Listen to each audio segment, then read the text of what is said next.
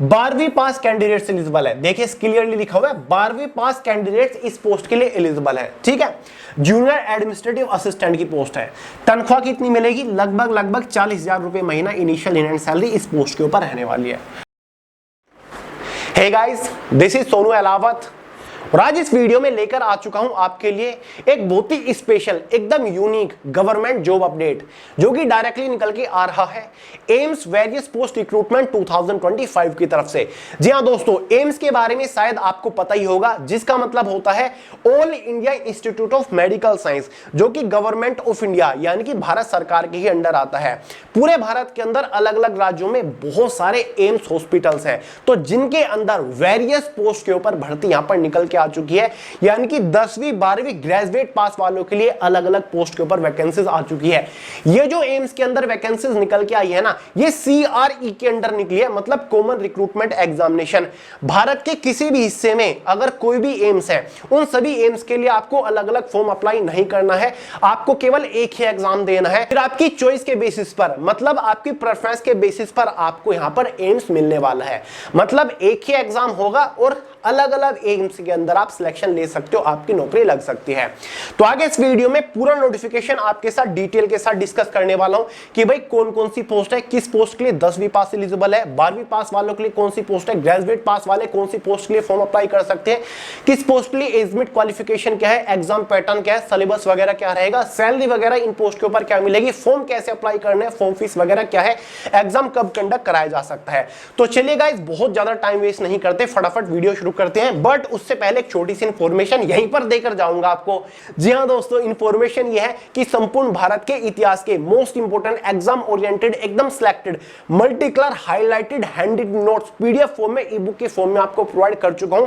Link description box में है। ये भारत के पहले ऐसे मल्टी कलर हैंडरिटन नोट्स हैं जहां पर बेसिक टू एडवांस लेवल की टॉपिक वाइज थ्योरी तो आपको मिलती ही है, साथ ही सबसे ज्यादा बार पूछे जा चुके topic wise objective questions with detail easy explanation के साथ मिलते हैं। लिंक डिस्क्रिप्शन बॉक्स में ये हैंडरिटन नोट्स हर एक कॉम्पिटिटिव एग्जाम के लिए महत्वपूर्ण है। जल्द ही भारत की ज्योग्राफी और साथ ही कॉन्स्टिट्यूशन के भी हैंडरिटन नोट्स आपको प्रोवाइड करूंगा। तो चलिए गाइस, नोटिफिकेशन को डिटेल के साथ डिस्कस करते हैं। तो भाई एम्स के अंदर ये वैकेंसी निकल के आई है। टोटल नंबर ऑफ वैकेंसीज कितनी है मैं आपको बता देता हूं। यहां पर आप देख सकते हैं guys, total number of vacancies कितनी निकल के आई है एम्स के अंदर वेरियस पोस्ट के ऊपर। ये पोस्ट वाइज वैकेंसीज की जानकारी यहां पर दे रखी है। ये देखिए टोटल वैकेंसीज कितनी है, 3,368 है, यानी कि 100, 200, 1000, 2000 वैकेंसी नहीं, 3,368 वैकेंसीज निकल के आई है, जिसके लिए 10वीं 12वीं graduate diploma certificate holder eligible है। समझ गए गाइस? तो चलिए अब एक एक पोस्ट का क्वालिफिकेशन क्राइटेरिया देखेंगे, बट उससे पहले इंपॉर्टेंट डेट्स को डिस्कस करेंगे। इस वैकेंसी के लिए जो ऑनलाइन फॉर्म स्टार्ट हो चुकी है वो 12 जुलाई 2025 से हो चुकी है। आखिरी तारीख जो है वो 31 जुलाई 2025 है, यानी कि फॉर्म भरने के लिए अभी से भी आपके पास अच्छा खासा टाइम है। इसका जो एग्जाम कंडक्ट कराया जाएगा वो 25 अगस्त से कराया जाएगा और साथ ही 26 अगस्त को होगा। वेरियस शिफ्ट में 25 और 26 अगस्त को इसका एग्जाम होगा। सिलेक्शन प्रोसीजर इसका बहुत ही फास्ट चलेगा, बुलेट ट्रेन की स्पीड की तरह, यानी कि फॉर्म की लास्ट डेट से मात्र 3 मंथ्स के अंदर आपके हाथ में ज्वाइनिंग लेटर होगा, आपके हाथ में एक बढ़िया सरकारी नौकरी होगी। तभी तो देखिए फॉर्म भरने के लिए आपको मुश्किल से यहां पर 17-18 दिन दिए जा रहे हैं और एग्जाम भी आपका 25 अगस्त को होगा। एग्जाम भी बहुत इजी लेवल का आपको देखने को मिलेगा, बहुत टफ एग्जाम इसका नहीं होता। ठीक है, तो भारत के अलग अलग एम्स के अंदर ये वैकेंसी निकली है। एज लिमिट में आपको पोस्ट वाइज बताऊंगा, लेकिन जनरल वालों की एज लिमिट बताऊंगा। ओबीसी वालों को 3 साल का रिलैक्सेशन है, एसटी एससी वालों को 5 साल का एज रिलैक्सेशन है।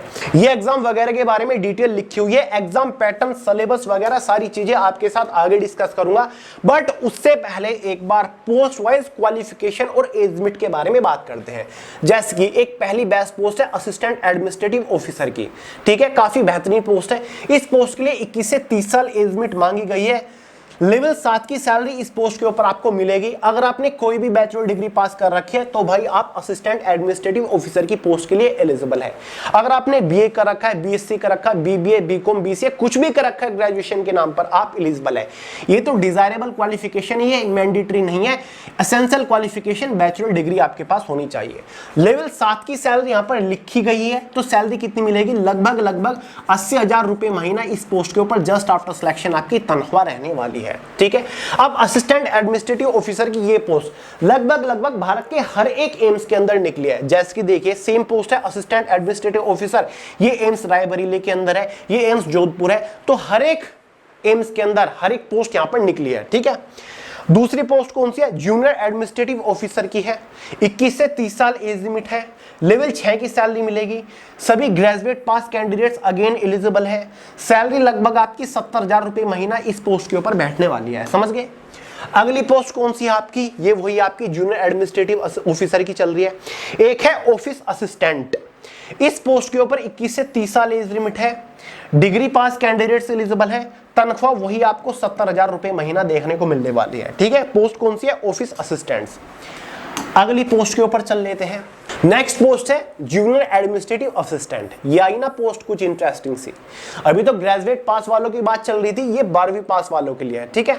18 से 30 साल यहां पर एज लिमिट है, पे लेवल 2 आपको मिलेगा, 12वीं पास कैंडिडेट्स एलिजिबल है। देखिए क्लियरली लिखा हुआ है 12वीं पास कैंडिडेट्स इस पोस्ट के लिए एलिजिबल है, ठीक है। जूनियर एडमिनिस्ट्रेटिव असिस्टेंट की पोस्ट है। तनख्वाह कितनी मिलेगी? लगभग 40,000 रुपए महीना इनिशियल इन हैंड सैलरी इस पोस्ट के ऊपर रहने वाली है, ठीक है गाइज। तो जूनियर एडमिनिस्ट्रेटिव असिस्टेंट की भी पोस्ट लगभग हर एक एम्स के अंदर निकली हुई है, ठीक है। ये देखिए जूनियर एडमिनिस्ट्रेटिव असिस्टेंट की ही पोस्ट अभी तक चल रही है हमारी। जूनियर एडमिनिस्ट्रेटिव असिस्टेंट की पोस्ट को आप एलडीसी की पोस्ट से भी कह सकते हैं, ठीक है। एलडीसी की पोस्ट भी इसी पोस्ट को कहा गया है। अगली पोस्ट है यूडीसी अपर डिवीजन क्लर्क। कौन सी पोस्ट है? Upper division clerk. Age limit 18 से 27 साल है इस पोस्ट के ऊपर, ठीक है गाइस।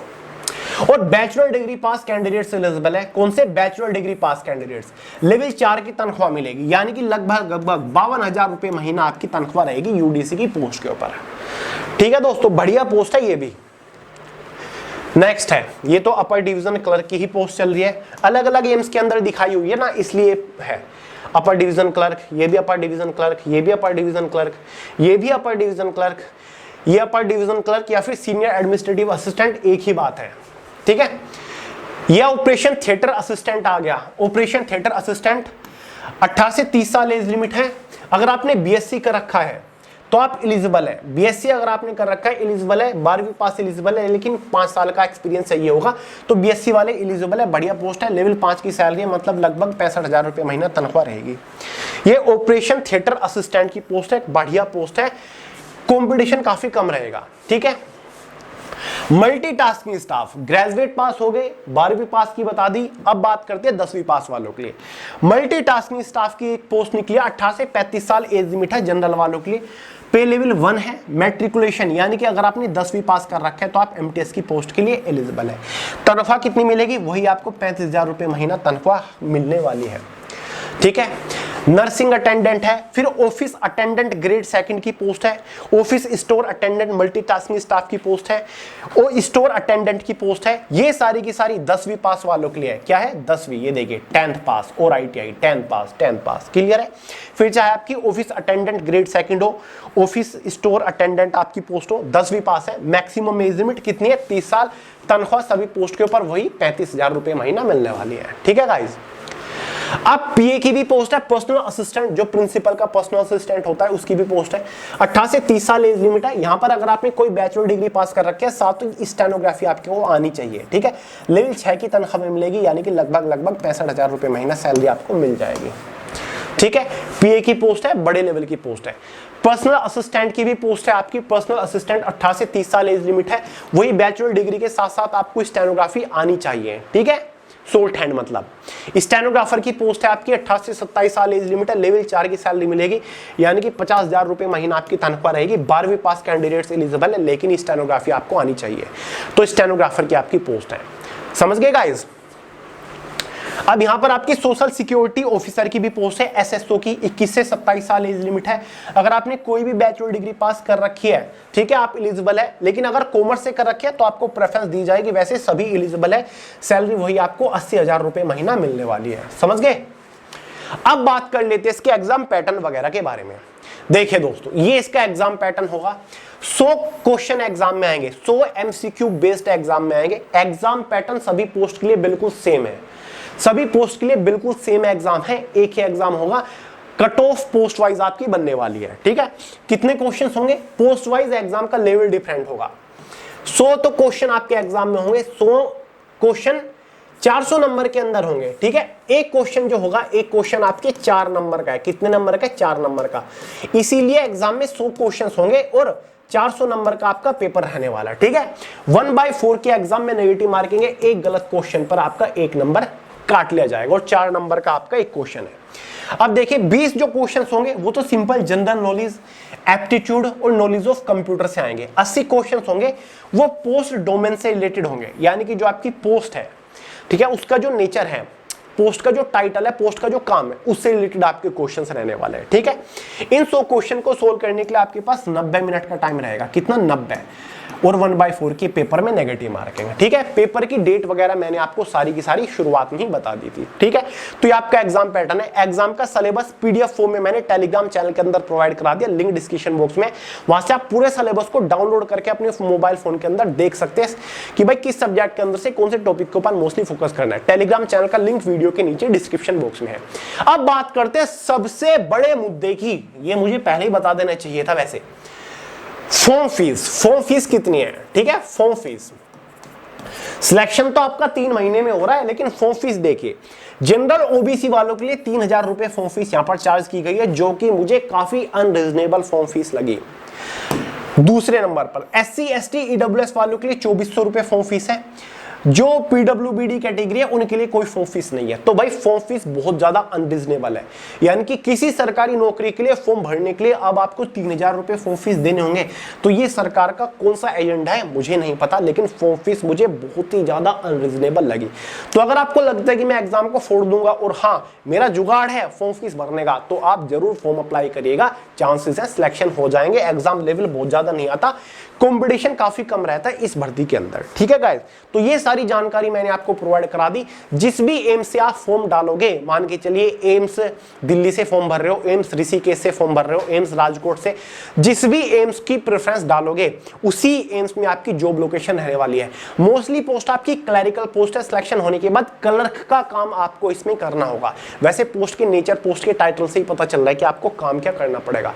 एग्जाम सेंटर्स आपके ऑल ओवर इंडिया के अंदर रहेंगे, आपको अपने होम स्टेट में आसपास के शहर में एग्जाम सेंटर देखने को मिल जाएगा। ठीक है गाइस, एग्जाम डेट क्या है मैंने आपको अभी अभी बताई, फिर से बता देता हूं ताकि आप कंफ्यूज ना हो जाएं। ये रही एग्जाम डेट, 25 और 26 अगस्त को एग्जाम कंडक्ट कराया जाएगा। फॉर्म की आखिरी तारीख 31 जुलाई है। फॉर्म फिलहाल भरे जा रहे हैं। तो चलिए गाइस, इस वीडियो में इतनी जानकारी थी। वीडियो पसंद आई हो लाइक करिएगा, दोस्तों के साथ शेयर करिएगा, चैनल को सब्सक्राइब करना मत भूलिएगा। मिलते हैं अगली वीडियो में बहुत ही जल्द, तब तक के लिए जय हिंद।